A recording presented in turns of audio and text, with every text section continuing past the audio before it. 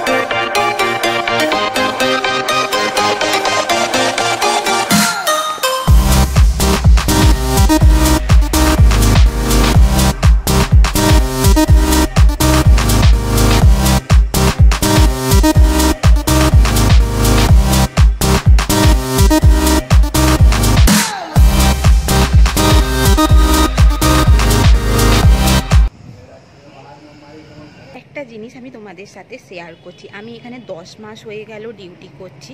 একদিন একটা patient party একটা ফুলের তোড়া আমাদেরকে দিয়ে গেছিলো, এত ভালো লেগেছিল ফুলের তোড়াটা পেয়ে, সত্যি খুব খুব খুব ভালো লেগেছিল ফুলের তোড়াটা পেয়ে। আর সেই ফুলের তোড়াটা আমি আপনাদের সঙ্গে শেয়ার করছি।